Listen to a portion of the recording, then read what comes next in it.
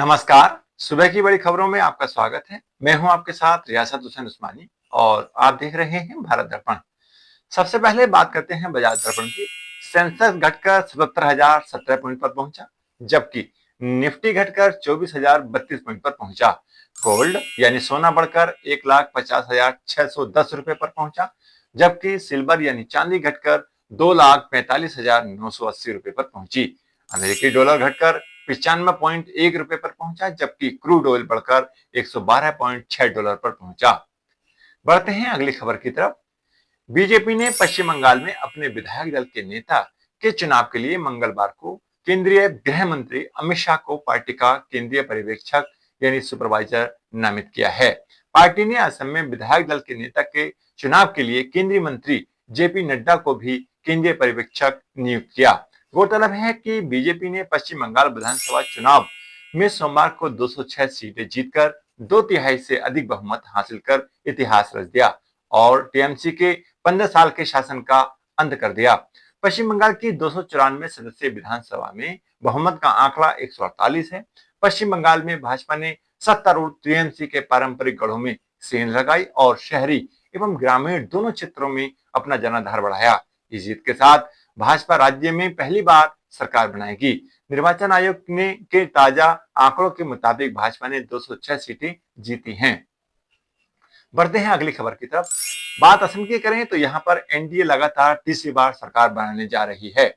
इसने 126 सदस्यीय विधानसभा में रिकॉर्ड 102 सीटें जीतकर 2/3 बहुमत हासिल कर लिया है, जबकि कांग्रेस के नेतृत्व वाले विपक्ष ने हाल के समय का अपना सबसे खराब प्रदर्शन किया है। भाजपा ने राज्य में पहली बार अपने दम पर बहुमत हासिल किया। इससे पहले उसने 2021 में 60 सीटें जीती थीं। बढ़ते हैं अगली खबर की तरफ। पश्चिम बंगाल विधानसभा चुनाव के नतीजों के बाद मुख्यमंत्री ममता बनर्जी ने मंगलवार को प्रेस कॉन्फ्रेंस कर परिणामों पर कड़ी आपत्ति जताई। उन्होंने साफ शब्दों में कहा कि टीएमसी चुनाव नहीं हारी है, बल्कि उसे हराया गया है। ममता बनर्जी ने चुनाव प्रक्रिया की निष्पक्षता पर सवाल उठाते हुए चुनाव आयोग को ही इस पूरे घटनाक्रम का ब्लेम करार दिया है। भाजपा और चुनाव आयोग ने मिलकर खेल खेला है। ममता बनर्जी ने आरोप लगाया है कि भारतीय जनता पार्टी ने चुनाव आयोग के साथ मिलकर सुनियोजित तरीके से चुनाव को प्रभावित किया है। उन्होंने कहा कि करीब 100 सीटों पर धांधली हुई है, जिसके चलते उनकी पार्टी को नुकसान उठाना पड़ा। उनके मुताबिक यह सिर्फ राजनीतिक हार नहीं, बल्कि लोकतांत्रिक प्रक्रिया का हमला है। बढ़ते हैं अगली खबर की तरफ। तमिलनाडु में सरकार गठन को लेकर तैयारी शुरू हो गई है। इसी बीच डीएमके नेतृत्व वाले गठबंधन के प्रमुख सहयोगी दलों ने अभिनेता विजय को समर्थन देने से इनकार कर दिया है। इससे तमिलगा बेत्री कचघम यानी टीवीके के सत्ता तक पहुंचने का रास्ता मुश्किल नजर आ रहा है, जबकि वह सबसे बड़ी पार्टी बनकर उभरी है। एमडीके के महासचिव बाइको ने साफ कहा कि डीएमके गठबंधन के दल के विजय को समर्थन देने के पक्ष में नहीं है। बीसीके के नेता थोल तिरुमावलन ने भी इसी तरह का रुख अपनाया। इस बीच एमडीके के नेता प्रेमलता विजयकांत ने भी समर्थन देने को लेकर स्पष्टता नहीं जताई।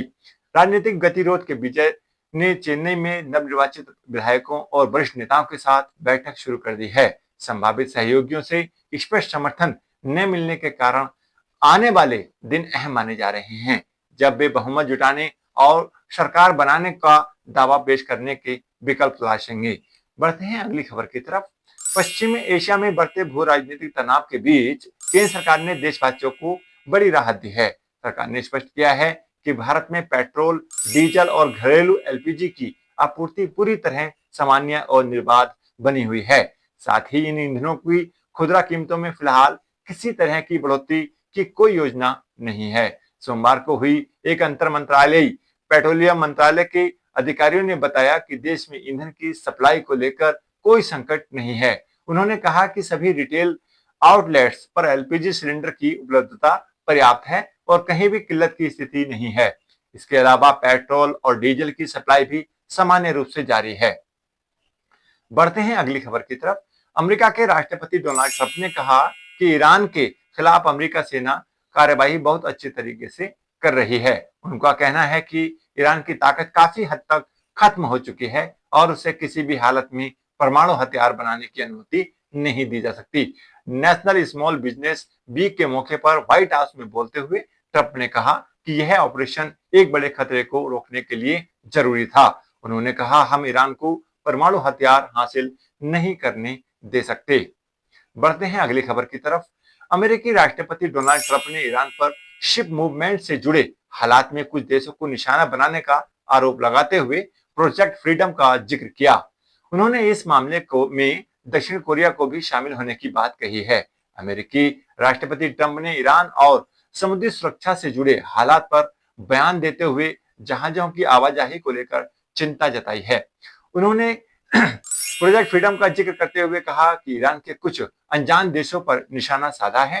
ट्रंप ने सोशल मीडिया पर लिखा, अमेरिकी राष्ट्रपति ट्रंप ने कहा कि ईरान के ने शुभ मूवमेंट प्रोजेक्ट फ्रीडम के संबंध में कुछ अनजान देशों पर निशाना साधा है, जिसमें एक साउथ कोरियन कार्गो शिप भी शामिल है। शायद अब साउथ कोरिया के लिए भी इस मिशन में शामिल होने का समय आ गया है। तो ये थी सुबह की बड़ी खबरें। तो ऐसी ही खबरों के लिए देखते रहिए भारत दर्पण। धन्यवाद।